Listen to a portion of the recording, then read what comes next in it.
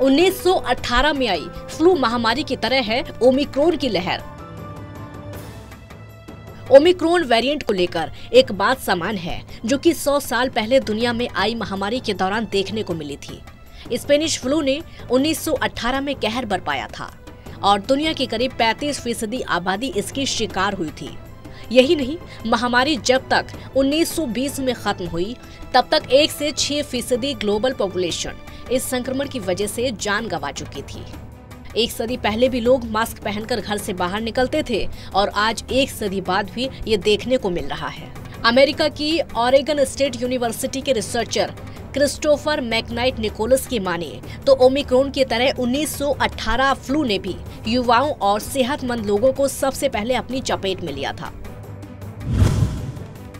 1918 में भी लोगों ने दिखाई थी लापरवाही। द वॉशिंगटन पोस्ट में प्रकाशित एक लेख में निकोलस ने लिखा है कि फरवरी 1918 में आया फ्लू पहले विश्व युद्ध के कारण अमेरिका से पूरी दुनिया में फैल गया था। ये भी हवा से फैलने वाली बीमारी थी। इसके संक्रमण को दुनिया भर में फैलने में सिर्फ 6 महीने लगे थे। हालांकि ओमिक्रॉन की तरह इस फ्लू की मृत्यु दर भी कम थी। स्पेनिश फ्लू की 2 लहरों के बाद म्यूटेशन हुआ और फ्लू हल्का होता चला गया। इस दौरान जो भी लोग संक्रमित हुए उनमें सिर्फ सर्दी जैसे हल्के लक्षण ही देखने को मिले। इसके बाद आई तीसरी लहर दूसरी से भी हल्की थी और ज्यादा नुकसान नहीं हुआ। हालांकि अब तक भारत में चौथी लहर का कोई अनुमान नहीं है। मेडिकल एक्सपर्ट का कहना है कि मौजूदा सबूतों को देखते हुए ऐसा लगता है कि ओमिक्रॉन वेरिएंट महामारी को खत्म कर सकता है। मैक्स हेल्थ केयर के group medical director doctor Sandeep Buddhiraja ने कहा कि कोरोना वायरस के म्यूटेशन का पैटर्न स्पेनिश फ्लू के पैटर्न से मिलता दिख रहा है। उन्होंने बताया कि स्पेनिश फ्लू का संक्रमण भी 2 साल में कमजोर हो गया था और फिर ये खत्म हो गया था। स्पेनिश फ्लू की भी दूसरी लहर ज्यादा खतरनाक रही थी और तीसरी लहर में संक्रमण दर बेहद कम रही थी और फिर ये गायब हो गया था। कुछ ऐसा ही पैटर्न कोरोना महामारी में भी देखने को मिल रहा है।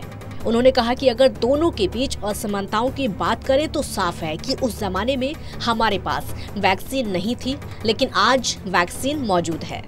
लेकिन तब इंटरनेशनल ट्रैवल नहीं होता था, जबकि आज दुनिया की आबादी लगातार एक दूसरे के संपर्क में आ रही है। वरना आज के वक्त में और 100 साल पहले वाला वायरस एक ही तरह से बर्ताव कर रहा है। एक जैसे थे लक्षण और असर।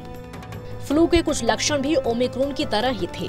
इसमें लोगों को जुकाम और बुखार होता था। तब भी लोगों ने लापरवाही दिखाकर इसे 3 दिन तक रहने वाला बुखार समझ लिया था। निकोलस की माने तो अक्टूबर 1918 में इस फ्लू का एक खतरनाक वेरिएंट आ गया था, जिसने अमेरिका में 1 महीने में 2 लाख लोगों की जान ली थी। 1919 आते आते फ्लू के मामलों और मृत्यु दर में कमी आई थी। दुनिया भर में फ्लू महामारी से कुल मिलाकर 5 करोड़ लोगों की जान गई थी। क्या कमजोर होता जा रहा है वायरस? एम्स में प्रोफेसर डॉक्टर संजय राय ने कहा कि खतरनाक स्थिति में रहने के दौरान वायरस म्यूटेशन के साथ साथ अपना असर खोने लगता है। वायरस संक्रमित व्यक्ति के साथ ही खत्म होता जाता है। डॉक्टर राय ने कहा कि ये सभी वायरस के साथ होने वाली एक सामान्य प्रक्रिया है जो कि स्पेनिश फ्लू के दौरान भी देखी गई थी।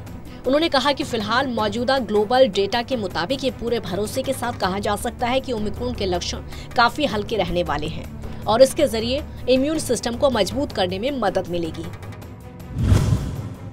1918 फ्लू महामारी के वक्त भी बनी थी लॉकडाउन जैसी स्थिति। लोगों की लापरवाही की वजह से 1918 की फ्लू महामारी में भी सरकारों ने मूवी थिएटर, पूल और बाकी सार्वजनिक स्थानों को बंद कर दिया था। लोगों को घर के बाहर मास्क लगाना जरूरी हो गया था। मास्क ना पहनने पर लोगों को जेल में डाल दिया जाता था।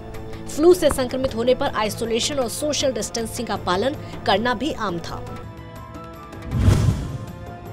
1 सदी पहले वैज्ञानिकों ने की थी वैक्सीन बनाने की कोशिश, लेकिन हो गए थे फेल।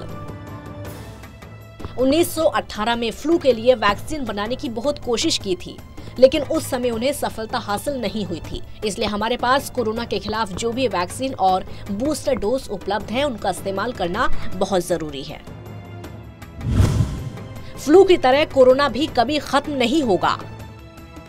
लेकिन निकोलस का मानना है कि जिस तरह फ्लू वायरस आज भी वातावरण में मौजूद है, उसी तरह कोरोना वायरस भी कहीं जाने वाला नहीं है। एक समय बाद कोरोना भी फ्लू जैसे ही हमारे लिए एक नॉर्मल वायरस बन जाएगा।